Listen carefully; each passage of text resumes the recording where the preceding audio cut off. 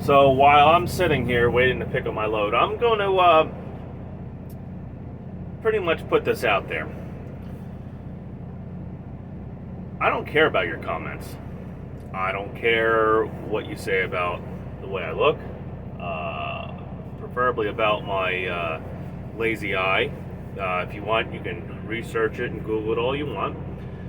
Because you know what? If I would have wore a patch,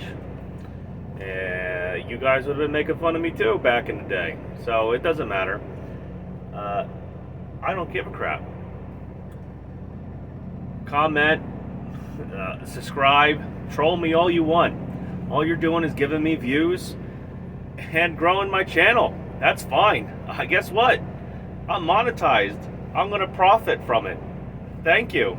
Thank you. That's great. Like they say, all publicity is good publicity. Now that being stated, for the trolls that are personally trolling me, now for the people that are saying that I'm mean, that I don't get out and help drivers, probably that I'm racist, and yeah, I don't care. I don't care what you say. It's my personal opinion. I'm putting it out there, and I'm going to tell it how it is. Those were shorts. I didn't videotape the whole thing. You want me to start videotaping the whole thing from start to finish? That guy, first of all, if you go back to my shorts, he could barely even get in between a regular gate without trying to swing too wide and drag a concrete bolt, what do they call them, a concrete Jersey barrier or a mafia block with him. Okay? Secondly, it took us 30 minutes to help him back into a spot. You pull in, there's a dead end at the end of the facility, and you have to back in. I don't even know why I have to explain myself, because I'm just tired of writing to people. It's blatantly obvious the guy shouldn't be on the road, and he's driving around with a freaking leaky brake chamber. A really bad leaking one at that. He has to sit there and build up air every couple times he stops because he's pissing so much air out, he can't build up enough air pressure to keep his emergency from engaging. So, yeah, and he has no idea what we're talking about. Chamber? Oh, no, chamber. Oh. I feel bad for the guy. Maybe it is his first week out or whatnot. He shouldn't have been out on his first week like that if he already, is having those problems. That's not what you send out on the, road with an 80,000 pound load. So, like I was saying, yeah, his brake chamber is leaking so much, his emergency's pulling. And we were all out there, the entire facility there was out there trying to help him. You want to know why we were all out there trying to help him? Because there were about 3 guys that wanted to park, all right, and dock. And we had to wait for him to get out of the way. So, of course we were helping him. Of course we were. It shouldn't take 30 minutes to back into a spot. And he wasn't blindsiding at all. The only time he was blindsiding was when he went to leave and had to try to back up because he was high centering himself on the curb. And there's a berm. If he would went off that berm, we would all have been stuck there until a tow truck came. There would have been no way for us to leave because at the other end of the parking lot, it's a dead end. All they have is their trucks parked over there, their box trucks, and I think like 2 or 3 trailers. So yeah, we were out there helping them. And you know why I was recording it? Because that's ridiculous. That's not the first time I've seen, stupidity go on at a shipper, a receiver, in the truck stop. Everyone's like, oh, you shouldn't have to, criticize someone because they're new. Well, there's only so long you get to be new, and really, to be honest with you, being new is when you're with your trainer. I'm not necessarily blaming him for his company, but obviously there's something going on out there that shouldn't be happening.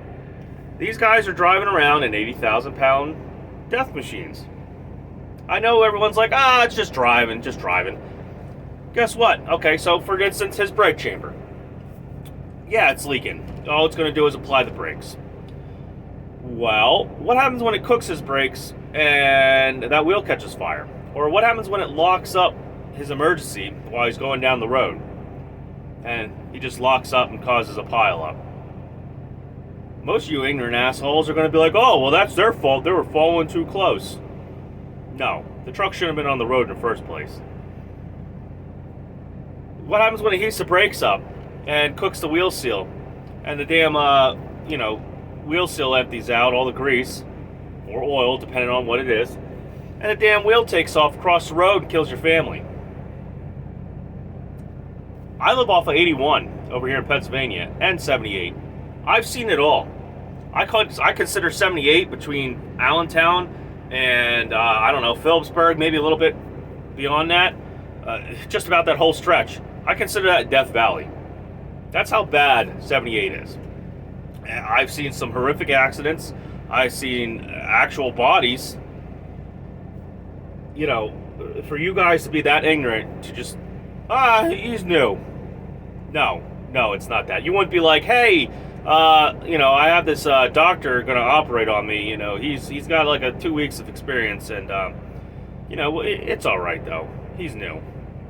No, that's not how it works. I'm going to call it out. Nobody else is. I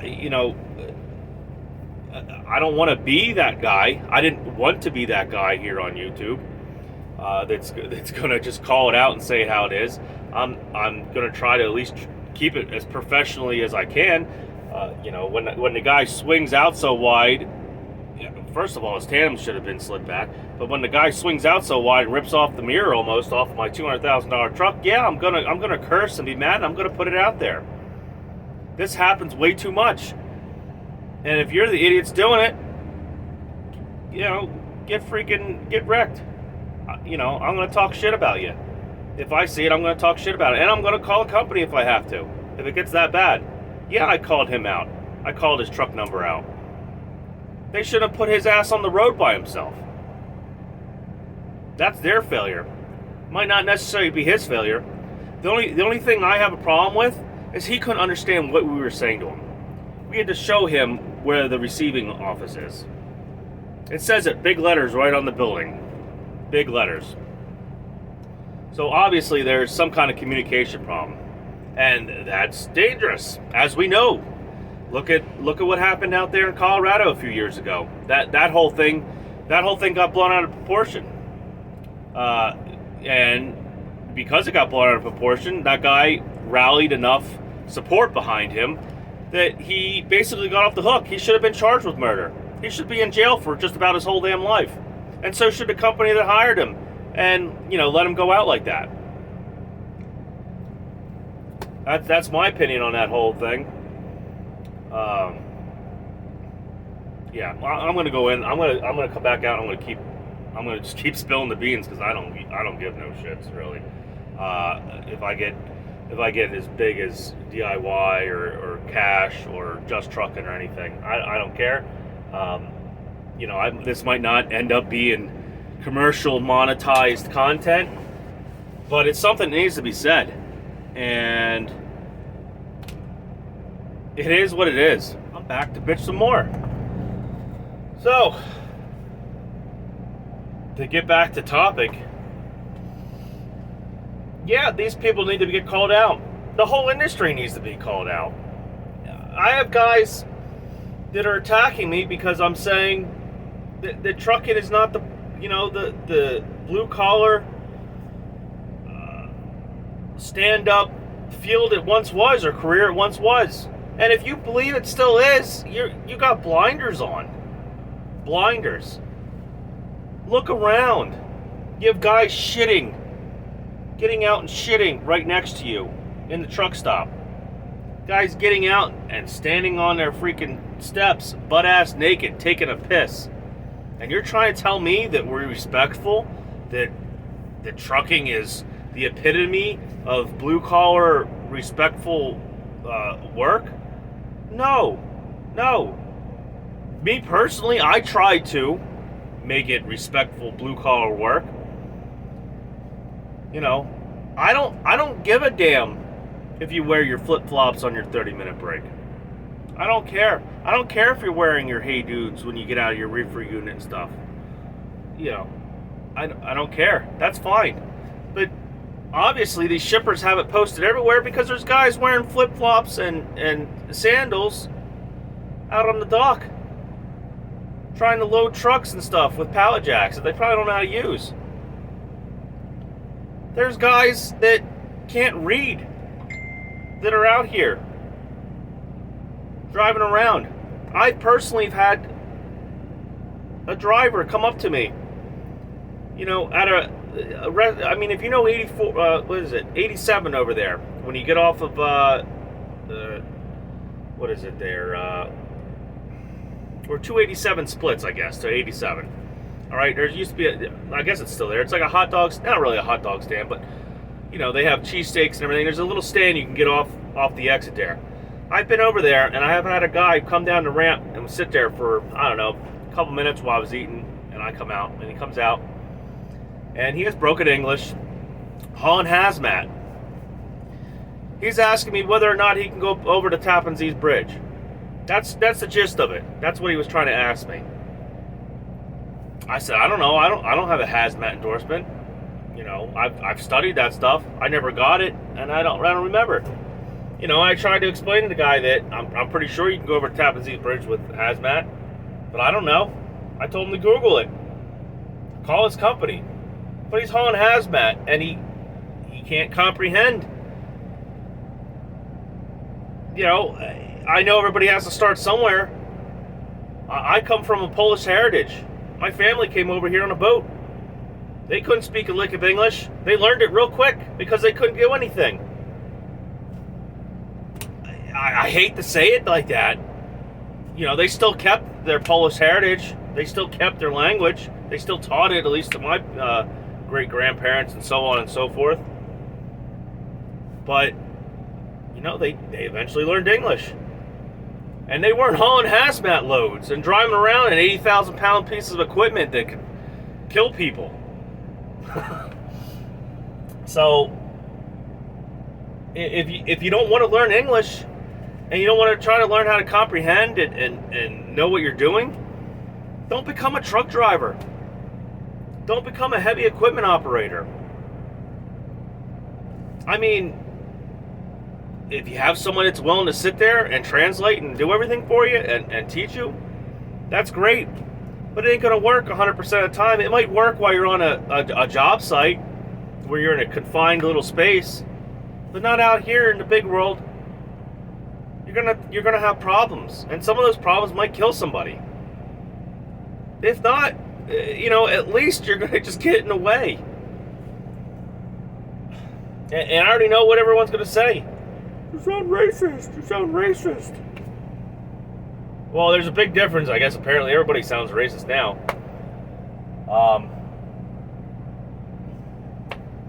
Yeah, I just don't care.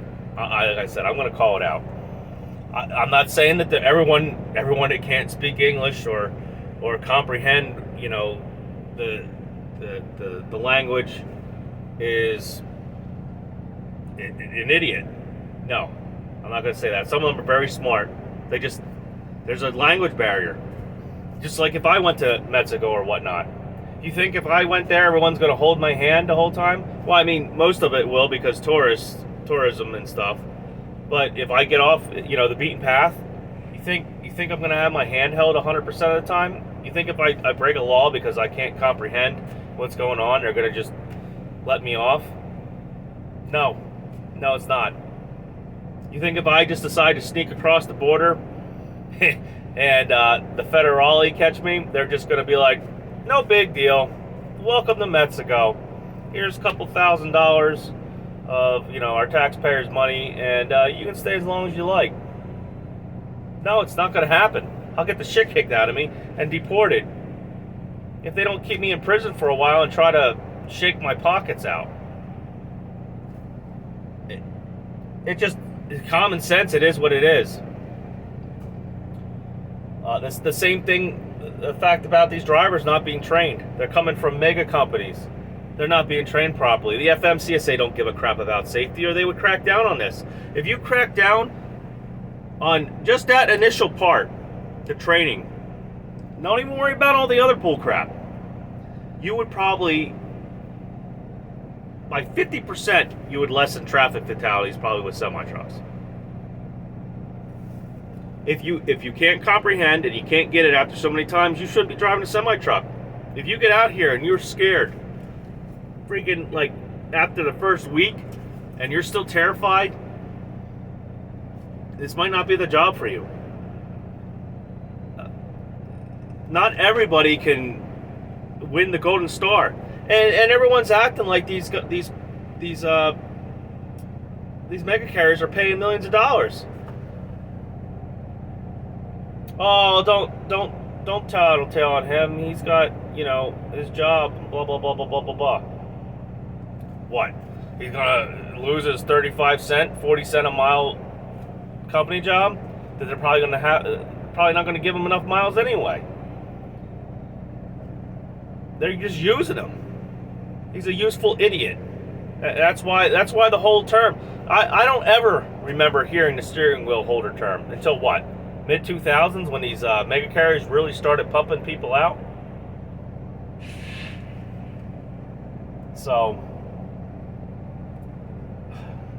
I really didn't want to sit here and have to ramble this to everyone to explain. I can't believe I have to explain it. Oh, and for guys, if you go back to one of my other shorts, I was complaining about that Volvo taking up a parking spot in the Allentown rest area. It's not only Allentown; it's a bunch of them. And people are like, oh, well, they can't park at home, they can't do this, they can't do that. You want to know why they can't park at home? Asia Maya did everything. So I see in Florida, it's really, getting bad down there with it. You want to know why? They're parking on cul-de-sacs. They're doing oil changes. They're dumping oil. Now, this ain't everybody, but it's enough that it affects everybody. They're dumping trash everywhere. They're throwing their pee bottles out. They're getting out of the truck, throw their pee bottles out, and walk down to their house. It's the same bullcrap. They're starting their truck up and letting it idle for an hour before they leave at 2 o'clock in the morning.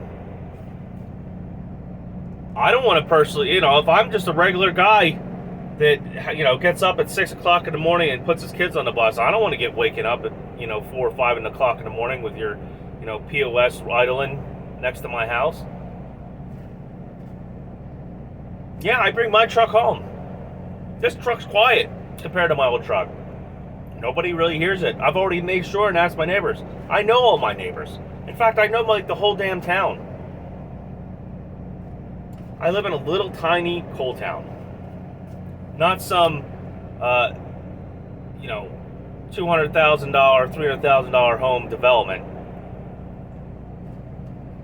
It is what it is. If you can't afford to pay $200 a month or $300 a month or $5 for a parking spot as an owner operator, that's your problem. You're doing something wrong. You shouldn't be out here, because most likely if you can't afford $500 a month to pay for a parking spot or a yard, or if you got a small fleet, then you're obviously not paying $500 a month in maintenance or anything else, or your drivers or yourself. It's just facts. It's facts, folks. And if you don't like them, don't watch the freaking channel. Go somewhere else. There are plenty of other trollable YouTube channels out there. Plenty. I'm not going to put up with the bull crap. I'll report your ass. I know it sounds sissy. I know it's like a libtard thing to do. But I'm not going to have you just sitting there threatening me the whole time. You want to come find me? Tell me a truck stop and I'll show up.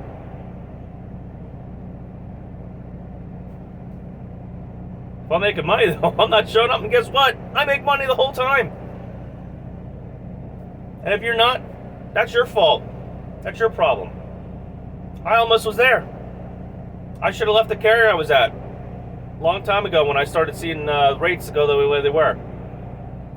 And the connections that I did make fell through. And I'm not going to blame everybody for that. But most of you guys came right and emailed to the broker. You're sitting on point and clicks. I had a guy tell me in the comments that he makes like $12,000 a week running JB Hunt 360. Show the proof. Make your own channel. Send me the link. I don't think so.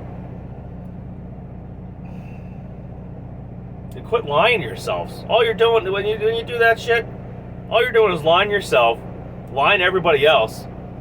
I don't know. Maybe you're selling the link to JB Hunt 360. Maybe you're hustling people to your channel or whatever you're doing. But you're just screwing good, hard people that want to work, that need the money. So this is going to be like a 20-minute me rambling and bullshitting, but I you know, it's shit that has to be said. And I know other channels aren't going to say it because they don't want to offend anybody. And like I said, when I started this channel, the first thing I wanted to do is be real. And say it how it is. Now for you guys that started out and you improved and you can drive now and you've had shitty luck, you know, that's fine. When I first started out, I started out at Prime. Plain and simple. I was in Myrtle Beach. There was no work. Just so happens I knew somebody that went to Prime, and I said, hey, you know, I used to be a flatbed driver, non-CDL for a while. I'm pretty experienced. Let me go get a CDL. I'll be able to find work down here. And I went through Prime's training program. And to be honest, to me, it seemed like a pretty good training program. I mean, I guess it depends on your trainer, you know, per se. But at least I had somebody next to me the whole time for almost a whole month or so. All training programs should be like that. And the guy was an experienced trainer. He wasn't like he didn't just graduate and he wasn't on the road for only a month after he did his two weeks or 3 weeks of training, if that. I had an experienced trainer with years of experience. You know, I know a lot of people talk shit about Prime, but you know, so what? Their trucks are slow. And they have bad drivers. Some of them still sneak through the cracks. You know why they sneak through the cracks? Because the trainers get bonuses and stuff when they pass. They will do everything they can to get them to pass, some of them. The two trainers I had, they weren't like that. If you failed, you failed. They showed me the right way. The first day after I forget what they call it, PSD or whatever training. I got my trainer. I wanted to go flatbed, but I ended up having to get a reefer guy, or I'd have been stuck, you know, sitting there waiting. And we were out on the pad there, and he had me do a few backup maneuvers, a few things before we went out on the road. And he's like, you know what, you can drive. You know, I had to shift and stuff. He's like, he felt comfortable enough that he sat next to me, let me go. And I did my thing. He did his thing on his phone and stuff. He didn't have to watch me. Later on, you know, once the training progressed, and it got to the point where, you know, he could go in the bunk and we could kind of almost team drive, he wasn't worried at all. He said, some guys, he's like, I have to sit here with my eyeballs glued to the road because I'm afraid I'm going to die. And, you know, there should be you should get a chance. You should get a chance to go through that. But after that 2 months or so of training, if you still can't drive, if you still can't back up, I don't know what to tell you. You probably shouldn't be driving a truck. You should go find a different line of work. There's only so many chances you can get. Sure, maybe after 2 or 3 years, you might be an okay driver. But is that really worth somebody's life? Is that really worth, you know, the thousands and thousands of dollars in damage? Putting people's livelihood, you know, to jeopardy? When these guys rip hoods off and everything, everyone's like, it's insurance. You know how long a truck will sit around after you rip its hood off and screw it all up? You know how long it might sit around before it gets fixed? You're talking about a month or more. How's that guy paying his bills? How's he feeding his family? Is he necessarily going to get that back in insurance? He still has to wait for everything to process. What's he going to do in the meantime? What happens if the company that hit him fights and makes a hard time. Or God forbid the guy takes a hit and run. You think insurance just drops, money at a whim? Look at Tim Gentry. His shop burned to the ground. Thank God he's an upstanding guy, and everybody thinks highly of him and donated stuff. Donated their time, donated tools, donated equipment, probably engine blocks and stuff. Because the insurance company ain't going to get around taking care of that. It might be a year or more before he even sees any money out of that.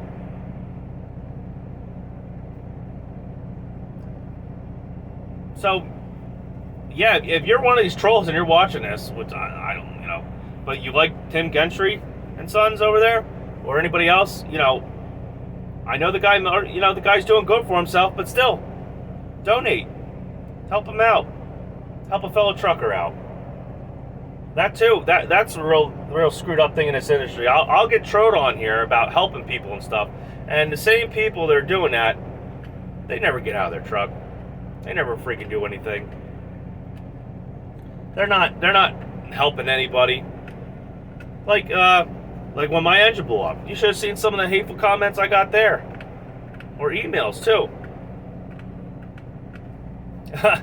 You're just a loser. You should have the money and stuff. This and that and that. Does it look like I'm the typical guy on YouTube that's like lease purchasing a truck, making like $1,500 a week, still got to pay taxes and everything, and the truck blew up? No. But, and it sucks for those people too, but they signed the paperwork. They're adults. They knew what they were getting themselves into. If they didn't read it or take it to a lawyer, that's their fault. The contract on this, if I have to end up turning this in and, defaulting on it and everything, there's a mileage penalty. Yeah. I didn't read that. I didn't read the whole contract. I read most of it. I skimmed through it pretty quick. I was in a hurry to get out of there before I picked the truck up. I needed to make money. And that's usually that's the worst time to get a truck or sign contracts, when you're in desperation. So far, it's working out good for me. I'm netting about $4,500 to $5,000. Netting. Yeah. And that's after I take the money out for the truck payment. I just don't have costs. I run mileage. Oh, and before you guys say, show the receipts, go watch my, show me the money video. That's the only sentiment I'm going to put out there. The rest I'm going to talk. The only reason I put it out there like that, one, I didn't do it very well. But the only reason I did put it out there is so I didn't have to hear people like, oh, you're BSing. You're making, $1 a mile dedicated, yada, yada, yada.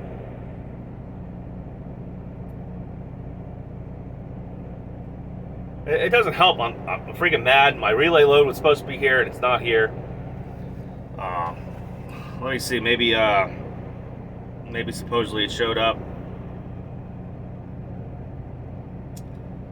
No, I'm probably getting more trolling. Stop snitching. Either help him out or keep your mouth shut. He was helped out. This right here is an example. He was helped out. It shouldn't take an hour out of everyone's day to help this driver out. You know why we were even really helping him out? Like, above and beyond? Because, like I said, if he high-centered his axle, while he was pulling out, not backing in, he was already done delivering. Go watch there's 3 shorts. Maybe I should just start videoing things from start to finish. All right? I didn't really want to go that far until he, took the mirror off just about. And then I was like, hey, this guy's backing up. I didn't record him backing up in the spot. I was going to leave him a go. But then when he almost high centers the truck on the curb and gets us all screwed, stuck in the facility there for who knows how many hours, if he ended up doing that, it was just ridiculous. All right, so here we go. So stop snitching. Either help or keep your mouth shut. Here's another comment. This is what popped up right now. Exposing driver who needs to be out of the industry. I support safety first. So, I don't know. Maybe these are people that had a real hard time to, and figured things out. But guess what? You shouldn't have had a hard time in the beginning. You should have been shown properly how to do this. And, you should only be given so many chances, because you can kill people. You can kill people with these trucks. I see it every day. I'm not even going to talk about it. I already said on 78, Death Valley, and all that. This is going to be like a freaking hour-long venting video. Here we go. Probably made him nervous with two professionals judging his every move. What are we supposed to do? Let him get out and high center himself on the curb and get stuck in the mud? Yeah, I told you they're Chris and them guys are going to Florida for 2 weeks, right? Oh man, I wish I was going to Florida.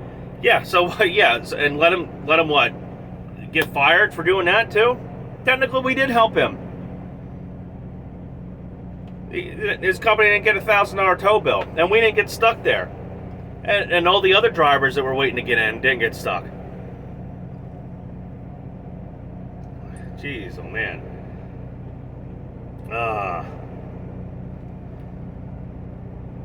The part where you get out and help him is crazy. What am I supposed to do? Get out and stick the camera in his face? Of course you didn't see any of that. Here we go. At this point, with his struggles is that bad, I would have moved his truck for him. I've done it for a couple of drivers already who were tired and scared. I didn't want to get hit also.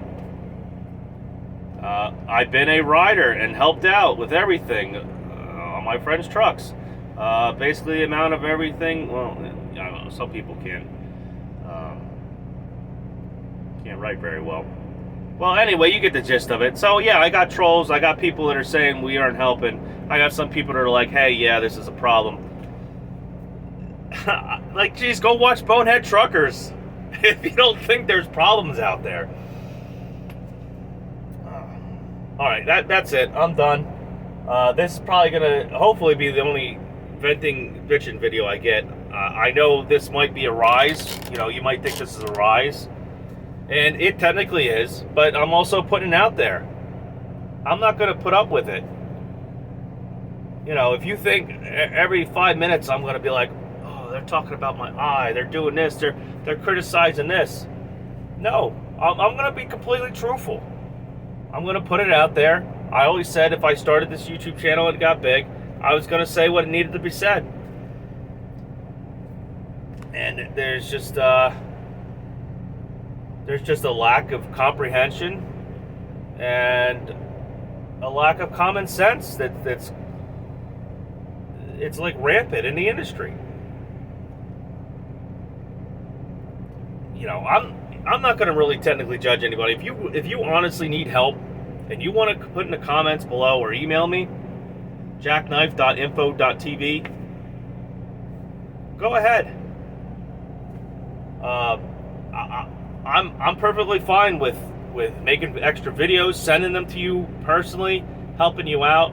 If you need help backing, hell, if I'm off and you can come out where I live, I got a yard that I know the guy who owns it, and I can show you how to back. I might even do it for free. No, it depends. I have a family and I like to spend time with them. I don't know. It's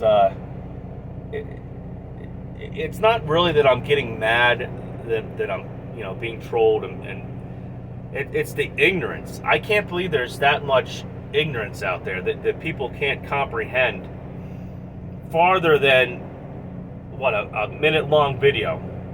They can't see what the cause and causation is. I don't know. Maybe they don't know the scientific theory. Maybe they never picked up a book. That's probably the number one reason the world is so screwed up right now, is basically common sense. Well, I got editing I gotta do, and I'm just tired of wasting my time here. So, go ahead and troll me. Have fun. Have at it. All you do is bring more views. YouTube's algorithm will see that I'm getting more hits on my channel, and you're just gonna reward me technically. So, this is Jackknife TV. If you like the content I'm putting out there and the no BS attitude, please subscribe. And yeah, we're gonna sign off now. I'm gonna go back there and edit some videos and probably take a nap.